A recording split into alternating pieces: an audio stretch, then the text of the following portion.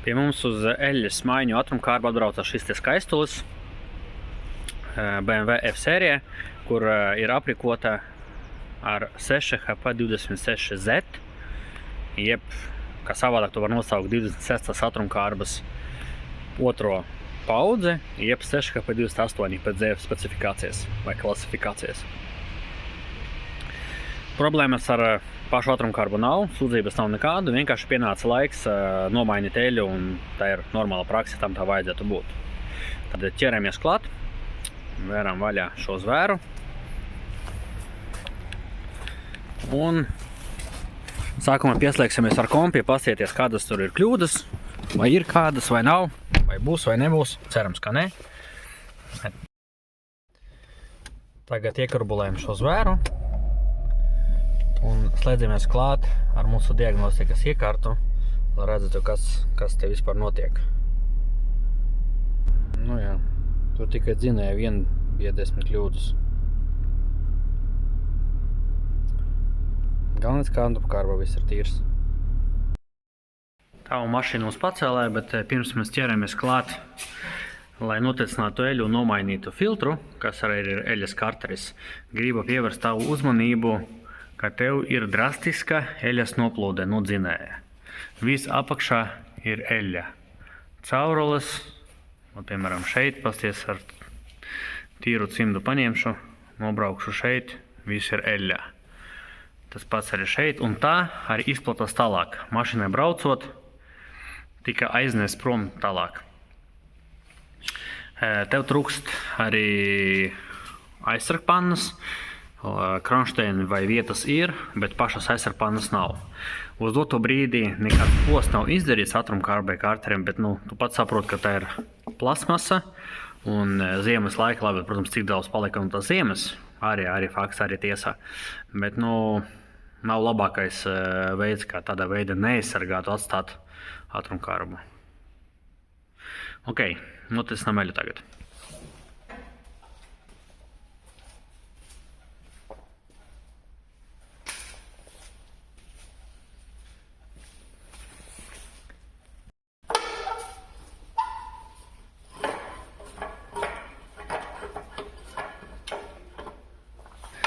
Gribu pievērst uzmanību vienai niansai. Pasties, šeit nav uzlīmes. Parasti uz šīs malas, šeit, ir BMW uzlīme ar oriģinālu BMW numuru.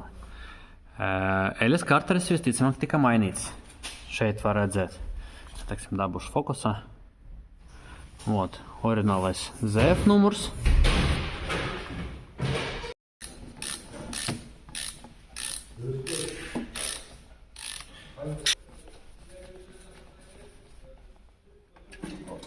Wow! Protams, šī eļļa ir šausmīgi netīra. Pasties. Nereāli. Es nezinu, kad pēdējā reize tika mainīta. Jā. Valstis ļoti labi, ka atbrauca, jo patiešām laiks to nomainīt.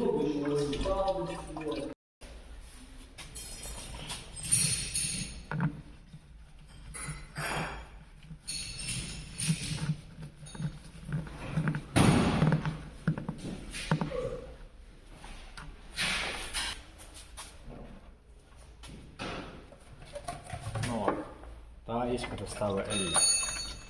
Kad tu pats vari saprast un noproti, tam tā nevajadzētu būt. Pārāk smirdīga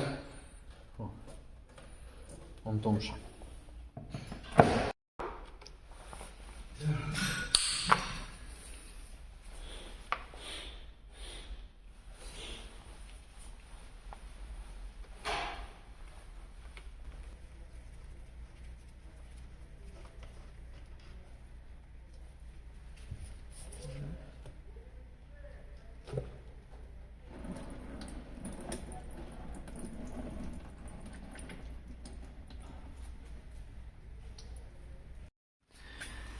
Lūk, gribu pievērst uzmanību solenoidiem.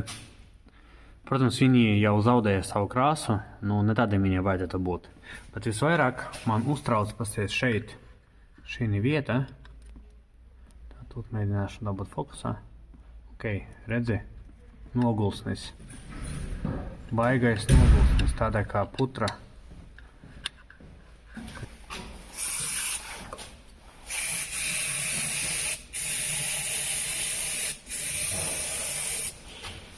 Tīpaši tā ir vieta, kas ir svarīgi, tur, kur es radīju, ka tev ir putra, tur iztīrīt.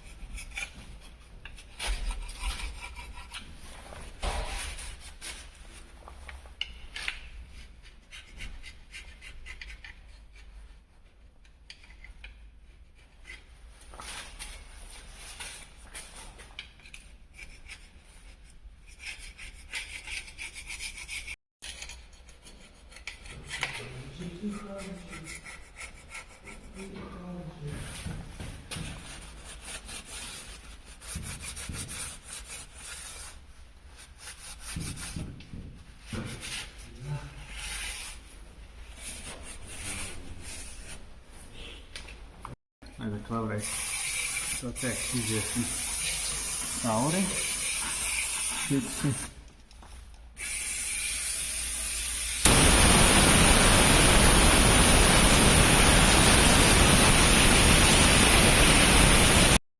Šis ir tas eļas daudzums, kuru mēs notecinājām. Labi, tur bija nedaudz palicis eļas karteri.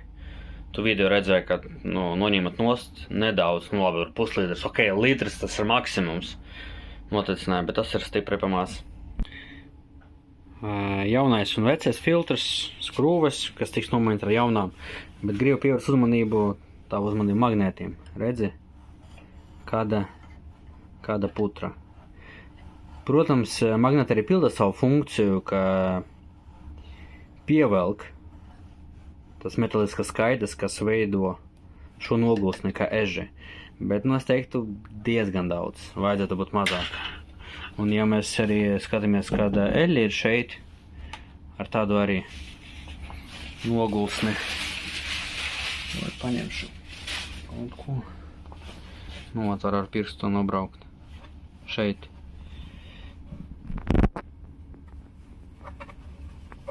Tāda redzi pat balta paliek. Tas nav labi. Tas nav labi. Un arī šeit.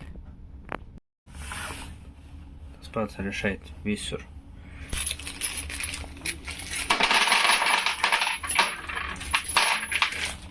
Būs pasmuko. Gan skrūves jaunas, arī šis te ieliešanas korķis ar blīvējumu.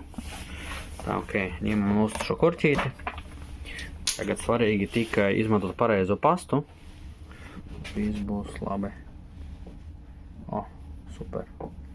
Jebkura gadījumā pēc tam tas izkalosies un bez pēdām.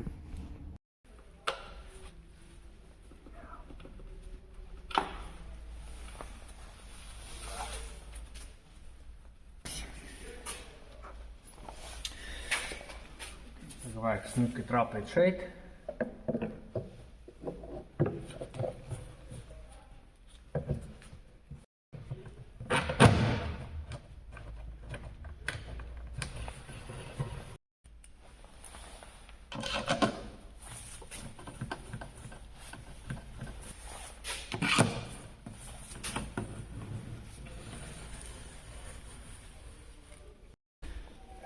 Eļas kārteris ir pieskrūvēts.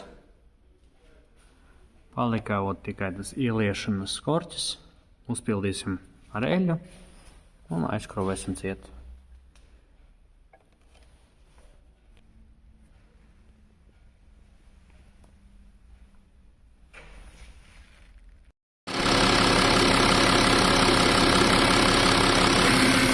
Bišķi pietrūka, vajadzēs vēl papildināt.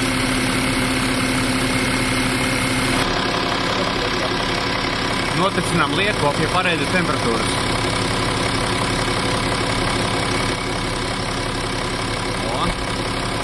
Parādījies neliela trūkuciņa. Ir tā, kā vajadzētu būt.